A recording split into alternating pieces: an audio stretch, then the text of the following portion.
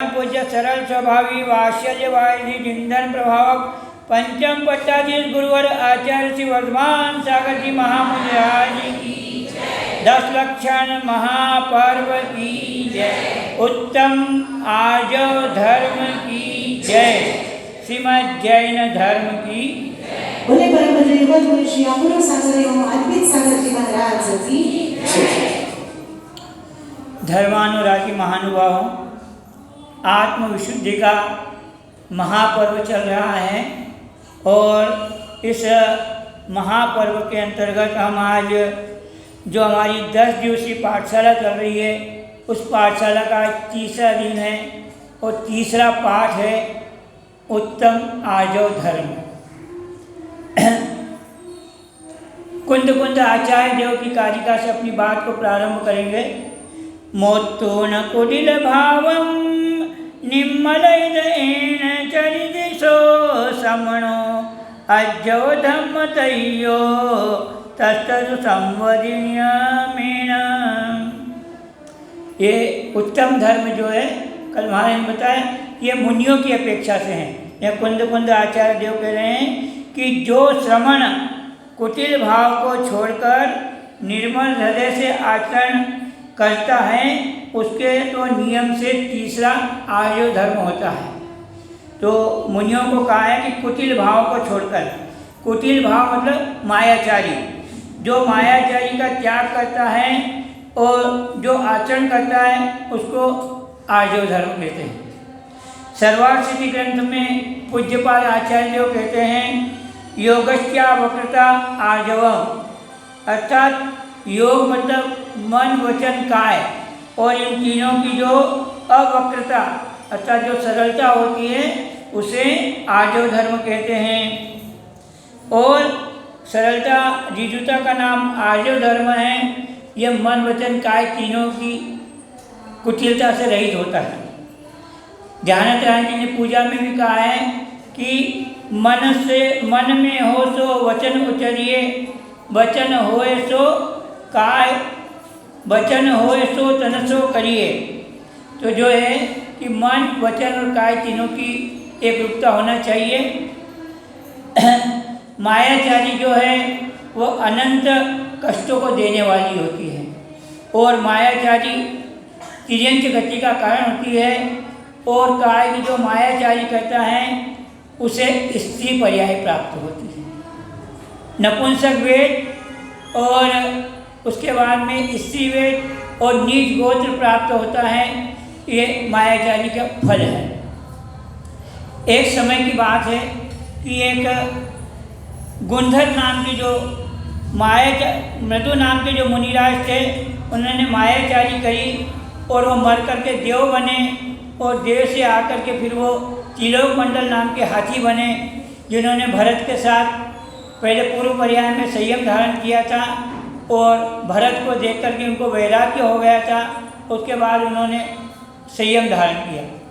तो जो मृदुमाती नाम के जो मुनिराज थे तो किसी समय में क्या हुआ, एक गुणनिधि नाम के जो मुनिराज थे उत्कृष्ट तपस्वी मुनिराज थे और उन्होंने 4 माह का आतापन योग धारण किया था। तो आतापन योग किसे कहते हैं कि गर्मी के दिनों पर पर्वत के शिखर के ऊपर जाकर के तपस्या करना, इसे आतापन योग कहते हैं। और दूसरा होता है वृक्ष मूल। चातुर्मास में वर्षा काल में 4 महीने तक वृक्ष के नीचे बैठ करके, ये बहुत कठिन तप है किंतु वृक्ष के नीचे 4 महीने तक बैठ करके और वृक्ष की जो एक एक बूंद जब गिरती है पत्तों पे से तो कितनी ठंडी लगती है। किंतु ऐसा जो उत्तम मुनि रहते हैं वे वृक्षमूल योग को भी धारण करते हैं। और तीसरा होता है अभ्रावकाश। ठंडी के दिनों में नदी के किनारे जा कर के 4 महीने का योग धारण करना, ये अभ्रावकाश योग होता है। तो जो गुणनिधि मुनिराज थे उन्होंने 4 महीने का आतापन योग जो है वो दुर्गगिरी नाम के पर्वत पर किया और जब उनके 4 महीने पूर्ण हो गए, उनका जो योग पूर्ण हुआ तो देवताओं ने आकर के उनकी विशेष पूजा की, भक्ति की और विशेष रूप से उन पुष्पवृष्टि आदि की। और इस प्रकार से जब वो नगर के बाहर उस दुर्गगिरी पे कर रहे थे, तो नगर के लोगों को जब ये सुनाई दिया कि देवताओं ने आकर के पूजा कर रहे हैं, तो आपस में चर्चा की कि क्या बात है। तो उन्होंने कहा कि गुण निधि नाम के जो मुनिराज हैं वो अपने बाहर पर्वत के ऊपर आचापन योग धारण किया था, और इसलिए देवताओं ने आकर के उनकी पूजा की है। तो सब नगरवासी प्रसन्न होते हैं कि अपन भी प्रातःकाल जाकर के उन महामुनिराज की पूजा अर्चना करेंगे। प्रातः होते ही सब नगरवासी एकत्रित होकर के धूमधाम से बैंड बाजे लेकर के जब वहाँ वन में वहाँ पर्वत पर गए, तो वो मुनिराज का तो योग पूर्ण हो चुका था, तो वो तो वहाँ से विहार कर गए। और उसी जगह पर एक मृदुमती नाम के जो मुनिराज थे वो विहार करके आए और वहाँ बैठे हुए थे। नगरवासी समझे यही मुनिराज होंगे जिन्होंने 4 महीने का आचापन योग धारण किया था, तो आकर के उनकी खूब पूजा भक्ति आराधना करते हैं, गुणानुवाद करते हैं। अब वो मुनिराज मौन रहे।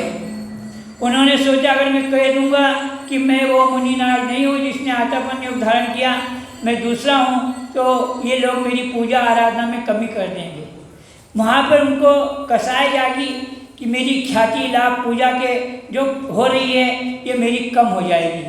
और उन्होंने मौन पूर्वक रहे और उससे वो वहाँ से मर करके देव पर्याय को प्राप्त हुए मुनि थे, और वहाँ से आकर के त्रिलोक मंडल नाम के हाथी बने। तो ये जो मायाचारी होती है वो तिर्यंत गति के आश्रम का कारण करती है, तिर्यंत आयु के। पूज्यपाद आचार्य उमा स्वामी आचार्य देव ने भी तत्वार सूत्र के 6 अध्याय में कहा है, माया तेजक योनिश्च, जो मायाचारी होती है वो तिर्यंत आयु के आश्रम का कारण बनती है।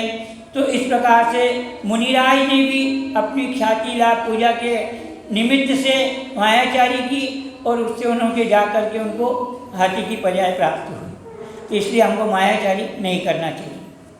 अब आचार्य देव कहते हैं कि मायाचारी का लक्षण क्या है, मायाचारी किस प्रकार से होती है। तो कहते हैं कि ये एक प्रकार से मायाचारी की प्रवृत्ति बगुले के समान होती है। जो बगुला होता है वो समुद्र तालाब के नदी के किनारे रहता है, और किस प्रकार से वो मायाचारी करता है। एक तिर्यंत प्राणी भी मायाचारी करते हैं, इस प्रकार से यहाँ बताते हैं। तो जब रामचंद्र जी लक्ष्मण और सीता वन विहार में थे, जब उनको वन में थे, तो एक तालाब के किनारे जब देखा एक बगुला, तो रामचंद्र जी लक्ष्मण को कहते हैं, लक्ष्मण पश्य पंपायां वकोयं परम धार्मिकः सने सने पदं धत्ते जीवानां वद शंकया वकः किं स्तुत्ये रामः एनाहं निष्कुलीकृतः स वासी जानाति स वासी विच्छेष्टितः।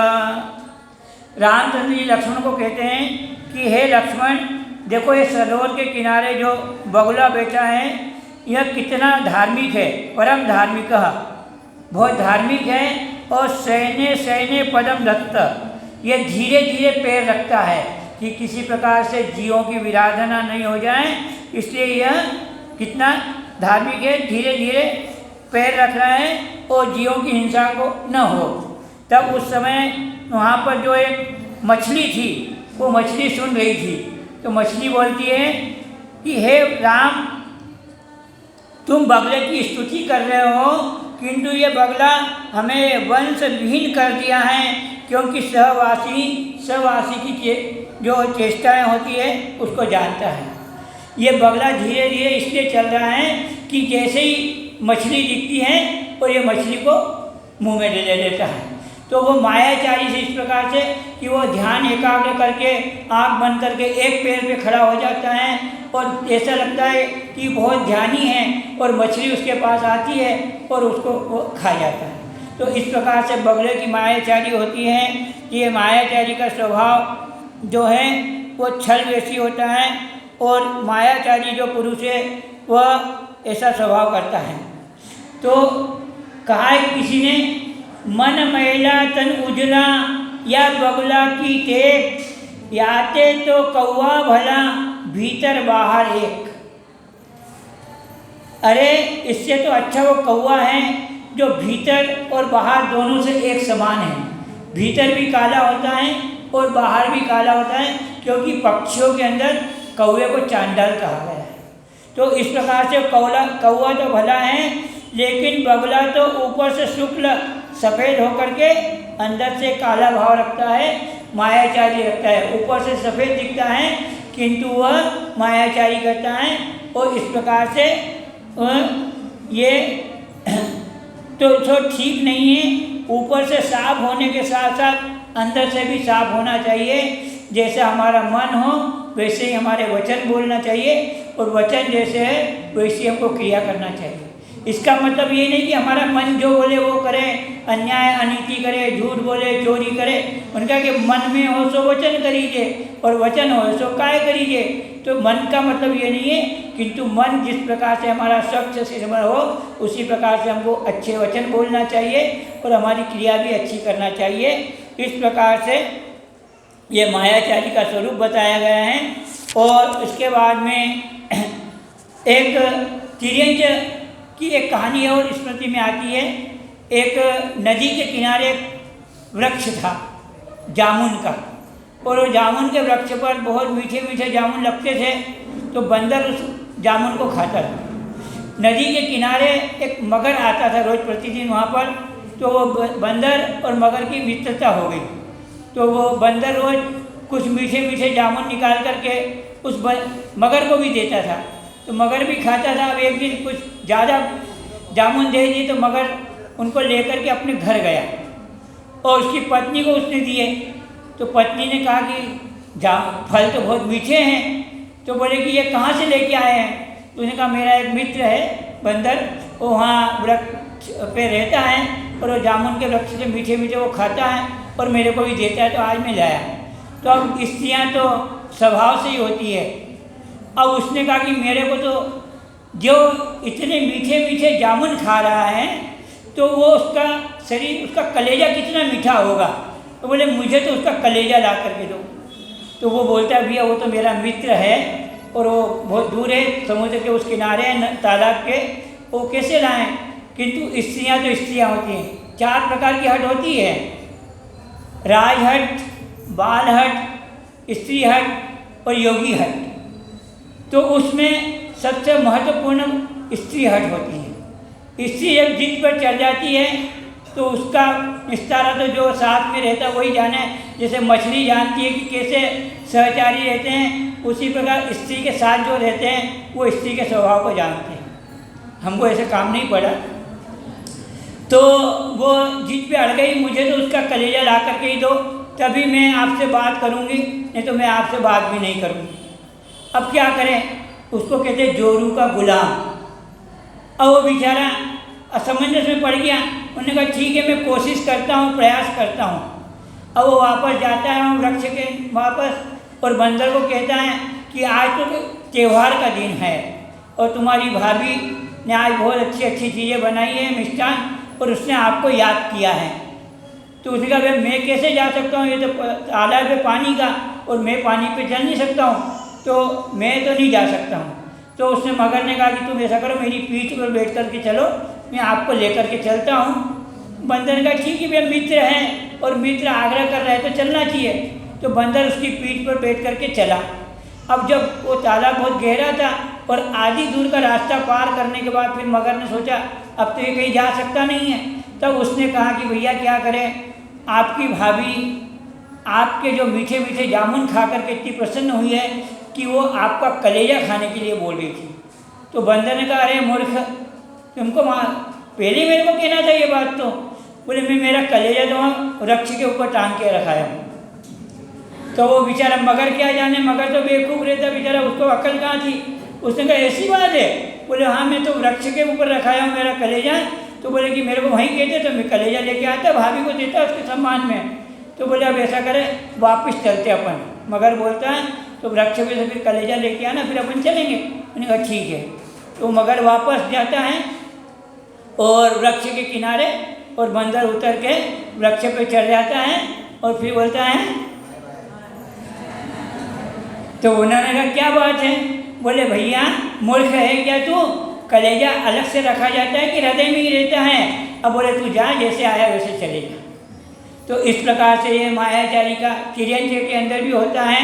इस प्रकार से तो जो जोरू का गुलाम बेचारा वापस चले गया। इस प्रकार से अब सब अभी है ना, मैंने जो बात की ना, सबके चेहरे थोड़े मुस्कुरा रहे थे, हंस रहे थे, क्योंकि अपने अपने अनुभव की बातें सबको समझ में आ जाती हैं। तो प्रवचन सार के अंदर कुंद कुंद आचार्य देव कह रहे हैं कि मायाचारी स्त्रियों में स्वभाव से होती है। हम नहीं कह रहे हैं, आचार्य स्वयं कह रहे हैं कि जो मायाचारी होती है स्त्रियों में स्वभाव से होती है। तो उन्होंने कहा है ठान निषेध विहार धम्मोए तोयण्य दयो देशिम अरहंताणं काले मायाचारो ईक्षिणम। अरहंत भगवान जब केवल इनको भगवान के 4 घातिया कर्म नष्ट हो जाते हैं और अरहंत भगवान बन जाते हैं, तब उनकी जो विहार है, ठहरना है, धर्म का उपदेश देना है, ये सब नियत है। वो उनका मन नहीं होता, मन से नहीं, वो कहना भवि भागन वच जोगे वसाय। जो भगवान का विहार होता है तो भव्यों के भाग्य से होता है, बुद्धिपूर्वक नहीं कहता है। वो इंद्र की जब भगवान का विहार होता है तो इंद्र उनके आगे के चलता। तो उनका जो विहार है, उनका उठना है, बैठना है और धर्म उपदेश आदि जो है वो स्वभाव से होता है। वहाँ आचार्य देव उदाहरण देते हैं कि जिस प्रकार स्त्रियों के अंदर मायाचारी होती हैं, उसी प्रकार से भगवान का ये स्वभाव से होता है, उसमें किसी प्रकार की बुद्धि नहीं लगाते हैं।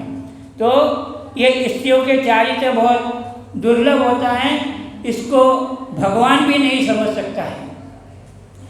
ये इतनी सरल बन जाती हैं, ऐसी भक्तवान बन जाती हैं, पतिव्रता बन जाती हैं। जब अपना स्वार्थ सिद्ध करना होता है तो इस प्रकार से मोहित कर देती है पुरुष को कि वो सोचता कि यही सब कुछ है और कुछ नहीं है। इस प्रकार से एक देवरति नाम के राजा की एक कहानी है। उस राजा की जो स्त्री थी वो बड़ी ही मायाचारी वाली थी। तो उसने क्या करा कि बहुत सुंदर थी और युवा थी, तो राजा दिन भर विषयों में आसक्त रहता था और वो अपने महल से बाहर ही नहीं निकलता था। और उसकी ये विषय आसक्ति देख करके पास के शत्रु राजाओं ने उस पर आक्रमण करने की तैयारी की।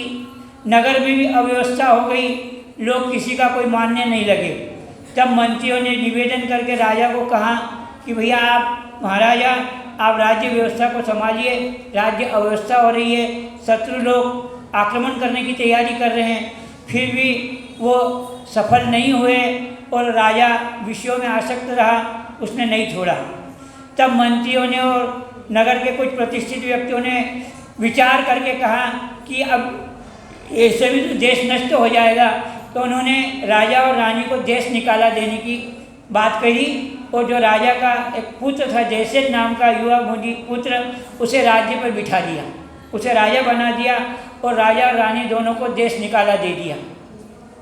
ये काम की तीव्रता, काम की वासना के वशीभूत होकर के राजा ने रानी को नहीं छोड़ा, राज्य को छोड़ दिया और वो दोनों राजा रानी को देश निकाला। तो चलते चलते एक भयंकर जंगल में पहुंच गए। वहाँ पर खाने को एक अन्न का एक कण भी नहीं था, पीने को एक बूंद पानी भी नहीं था। और ऐसे घने जंगल में जाकर के रानी को भूख लगी, तो वो बेचैन हो गई और भूख से मतलब अपने आप को कष्ट होगा उसको, भूख लगी उसको। तब राजा ने कहा कि यहाँ तो खाने के लिए कण भी नहीं है, पीने को पानी भी नहीं है। फिर उसने सोचा क्या किया जाए। तो देखो कि काम के प्रति वासना और स्त्री के प्रति जो मोह था, उसने क्या करा, अपने जांघ का मांस निकाला और मांस को पका करके रानी को खिलाया। और जब उसको प्यास लगी तो अपने भुजाओं का खून निकाल करके और उसे औषधि बना करके उसने रानी को पिलाया। इस प्रकार से वो काम के वशीभूत होकर के उसने अपनी पत्नी की सेवा करी। और उसके बाद में फिर वो आगे चले धीरे धीरे, तो यमुना नदी के किनारे पहुँच गए। अब राजा ने कहा कि अपने पास कुछ है नहीं, एक घना वृक्ष था, उसने कहा तुम इस पर यहाँ पे नीचे बैठो, मैं अभी पास में गांव है वहाँ जा कर के भोजन की व्यवस्था करता हूँ और मैं कुछ भोजन लेके आता हूँ। ठीक है, तो रानी को वहाँ पर वृक्ष की छाया में बिठा करके चले गया।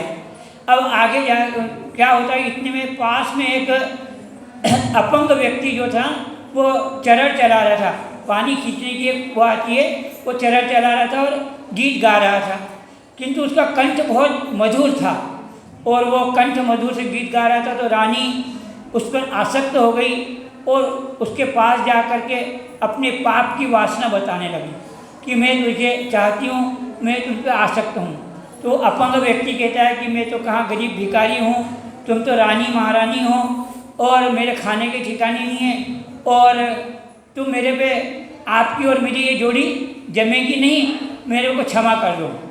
तब फिर भी वो विषयासक्त रानी मानी नहीं और उसने अपनी बात पुनः रखी कि कुछ भी हो मैं तो तुम्हारे साथ भोग करना चाहती हूँ। तो उसने कहा कि जो राजा, आपका जो राजा है इतना प्रतापी है और वो को मेरे साथ आपको देख करके क्या कहेगा, तो मेरी जान ले लेगा। तो बोले उसकी चिंता आप मत करो, मैं उसको ठिकाने लगा दूंगी। और वो इतने में राजा भोजन लेकर के आता है तो वो, अब जो स्त्री का स्वभाव होता है, उसने अपने स्वभाव के अनुसार जोर जोर से रोना चालू कर दिया। तो वो बेचारा राजा दूर से देख रहा था, उन्होंने कहा रानी क्यों रो रही है? तो उसने भोजन को तो एक साइड में रख दिया और दौड़ते आया। उन्होंने कहा क्या बात है, तुझे क्या कष्ट हो गया, तुझे किसने मारा या किसने तेरा अपमान कर दिया, क्या हुआ, क्यों इतनी रो रही है?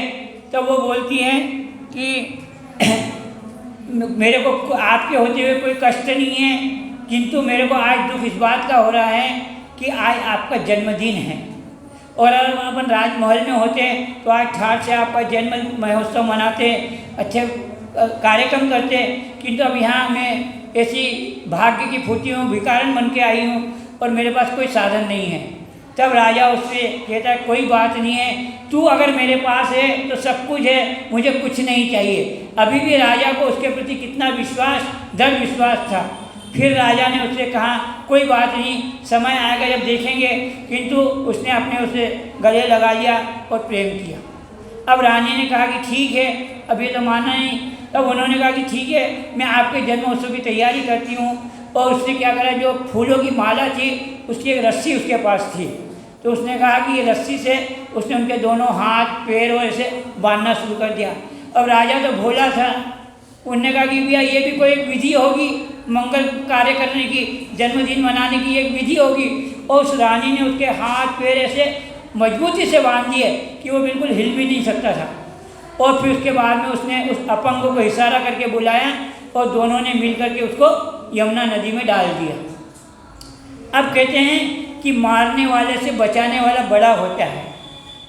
जिसके अगर पुण्य का है तो उसको पाप कर्म कुछ नहीं कर सकता है और उसके लिए वह पुण्य फलीभूत होता है।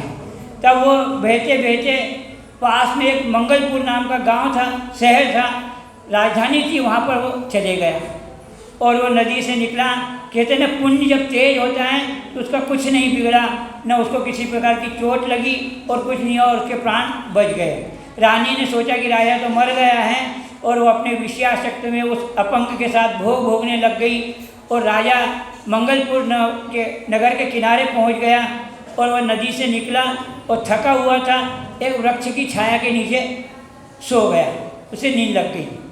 अब उस मंगलपुर नगर का जो राजा था उसका नाम था श्रीवर्धन। तो वो राजा की मृत्यु हो गई और उस राजा की कोई संतान नहीं थी।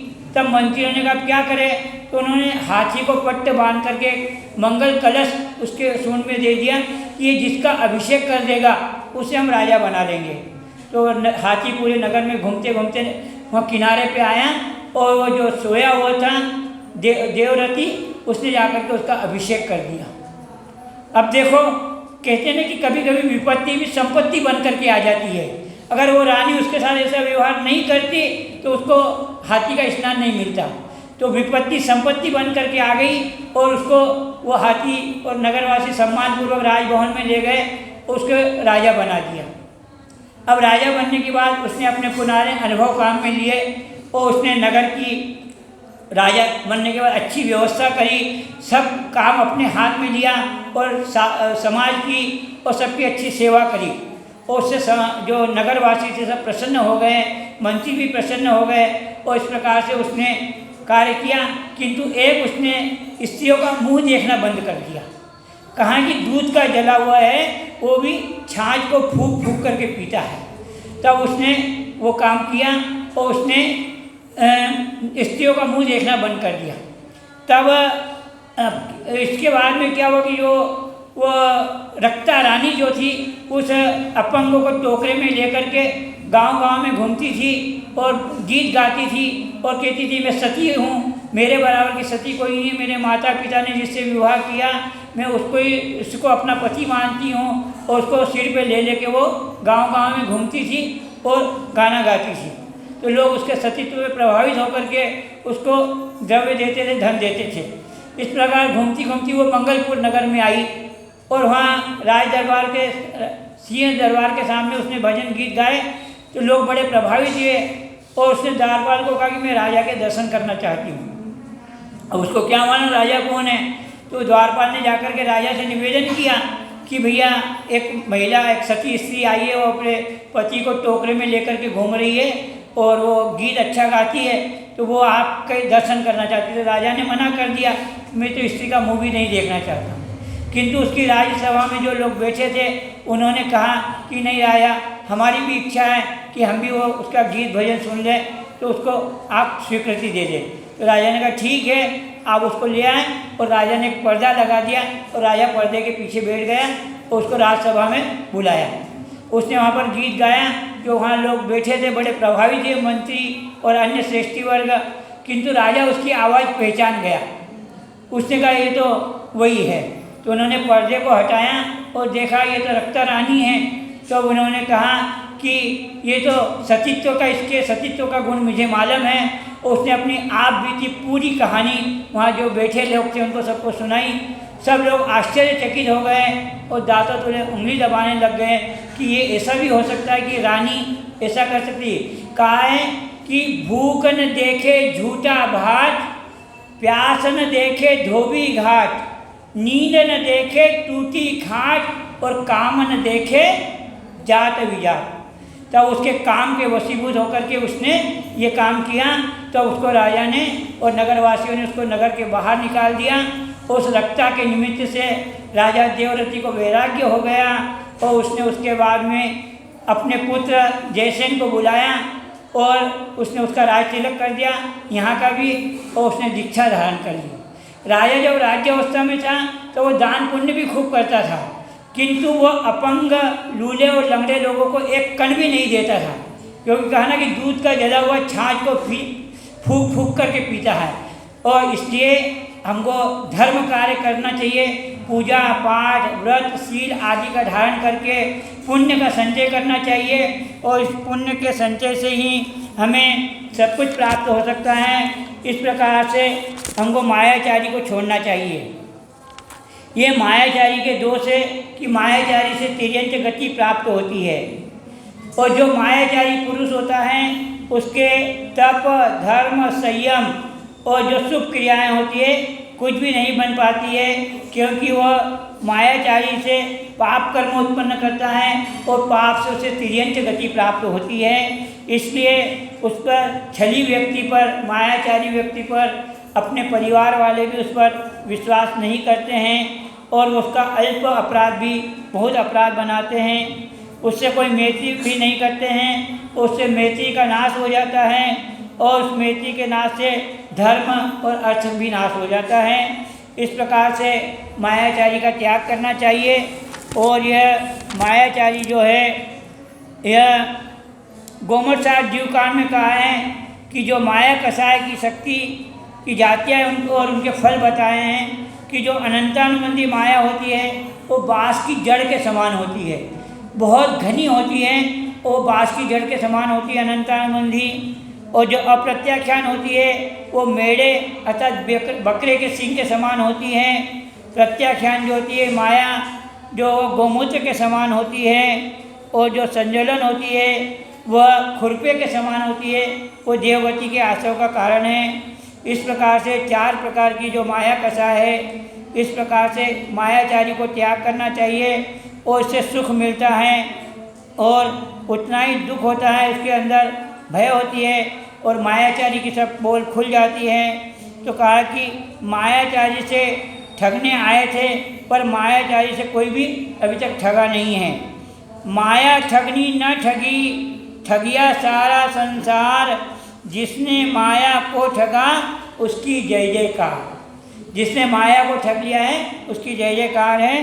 एक छोटी सी कहानी सुनाकर फिर अपनी बात को समापन करेंगे। एक बार एक भिखारी सुबह सुबह से एक सेठ जी के दरवाजे पर गया और उसने भीख मांगी।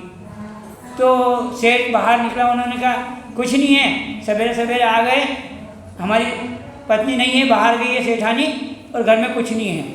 पर वो भिखारी भी जिद्दी आदमी था, उसने कहा सेठ जी मेरे को तो भूख लगी है बहुत ज़ोर से और मुझे कुछ भी खाने का दीजिए। तो उसने कहा तुमको कह दिया ना सेठानी घर में नहीं है। अरे भैया मेरे को सेठानी थोड़ी चाहिए, मैं सेठानी थोड़ी मांग रहा हूँ, मैं तो रोटी मांग रहा हूँ, मेरे को सेठानी नहीं चाहिए। तो उन्होंने कहा यहाँ पे खाने का कुछ नहीं है। तो अरे बोले सेठानी गई होगी तो कोई नाश्ता पानी बना करके रख गई होगी, ऐसा थोड़ी कि नहीं गई होगी, जो भी नाश्ता पानी हो मुझे दे दीजिए, मेरे को भूख शांत हो गई। तब वो सेठ जी को गुस्सा आ जाता है, उन्होंने कहा वो कह दिया ना मेरे घर में कुछ नहीं है। बोले कुछ नहीं है, तो फिर बोले क्या कर रहे हो घर में रह करके? बोले मेरे साथ चलो, अपन दोनों भीख मांगेंगे और आराम से रहेंगे, जब तुम्हारे घर में कुछ है ही नहीं तो फिर क्या करें। तो वो जो सेठ जी मायाचारी करे थे, सेठ शर्मिंदा हो गया कि मेरे साथ चलो अपन भीख मांगेंगे, मेरा भी पेट भरेगा, आपका भी पेट भर जाएगा, चलो। तो इस प्रकार से जब ठगी को महाठगी मिल जाता है तो उसकी इज्जत खराब हो जाती है, वो सेठ शर्मिंदा हो गया है। इस प्रकार से आज की कक्षा का तीसरा पाठ जो है वो हमारा है मायाचारी का त्याग करना चाहिए। और हम इन 10 दिनों में देखिए जो अपने को स्थिति पर्याय प्राप्त हुई है स्वभाव से, फिर भी अपन प्रयास और पुरुषार्थ करें कि हम किसी प्रकार की ऐसी कोई क्रिया न करें जिससे हमारी मायाचारी हो। और ये जो हमने पूर्व पर्याय में मायाचारी करी थी तो हमको स्थिति पर्याय प्राप्त हुई है, और अगर अब हम करेंगे तो आगे कहाँ जाएंगे, ये सोचने का विषय है, विचारने का विषय है। इसलिए हम इस मायाचारी का त्याग करें और हम उन सब तपस्वियों को जो कि इतनी बड़ी संख्या में तपस्या कर रहे हैं, हमें बहुत सुनकर के प्रसन्नता हो रही है कि 32 उपवास वाले, 16 कारण उपवास वाले, 10 लक्षण उपवास वाले और कल पंचमेरु वाले चालू है। बोले कि बहुत बड़ी संख्या है और कल एक व्यक्ति 30-35 व्यक्तियों की हमने कहा एक लिस्ट इकट्ठी करना, उसको देखेंगे अपन। और आगे भी एक व्यक्ति शाम को हमको बता रहे थे कि महाराज जो तेले वाले करीब 70-80 लोग एकत्रित हो जाएंगे। तो इस प्रकार से ये एक बहुत बड़ा तपस्या करने का अवसर प्राप्त हुआ है। उन सब तपस्वियों के लिए हमारी मंगल भावना, मंगल आशीर्वाद है कि उनकी ये तपस्या निर्विघ्न संपन्न हो। बोलिए परम पूज्य गुरुवर आचार्य श्री वर्धमान सागर जी महामुनि राज की।